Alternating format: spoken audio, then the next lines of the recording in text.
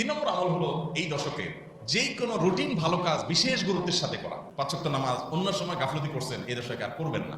এই দশকে special care করবেন যে নামাজে যাতে কোনো গাফলতি না হয়। ওয়াক্ত মতো জামাতের সাথে পুরুষরা মহিলারা ওয়াক্ত মতো আউয়াল ওয়াক্তে নামাজ পড়ে ফেলবেন। ফজর নামাজটা যাতে মিস না হয় দশকে।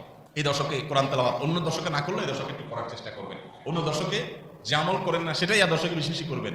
তাহলে সাধারণ নেকামল বেশি বেশি করবেন। কারণ এই যে একটা হাদিস শুনলাম, নবী সাল্লাল্লাহু আলাইহি ওয়াসাল্লাম বলেছেন এই দশকে নেকামল আল্লাহর কাছে এত প্রিয় যে অন্য কোনো সময়ের আমলে আল্লাহ এত খুশি হন না, বান্দার এই দশকের আমলে যত খুশি হন।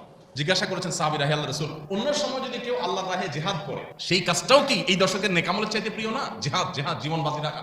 নবী করিম সাল্লাল্লাহু আলাইহি ওয়াসাল্লাম বলেছেন, ওয়ালাল জিহাদু ফি সাবিলিল্লাহ। এমনকি অন্য সময় আল্লাহর রাহে জিহাদ করলেও সেটা এই দশকে সাধারণ আমলের চাইতে বেটার না, চিন্তা করা যায়। তবে এক্সেপ্ট হলো ওই ব্যক্তি যে অন্য সময় জেহাদে বের হয়েছে, তার জীবন তার সম্পদ সব বিলিয়ে দিয়ে আসছে, কিছু নিয়ে ফিরে আসে নাই, সে সব উজাড় করে দিছে, উৎসর্গ করে দিছে, তার কথা ভিন্ন।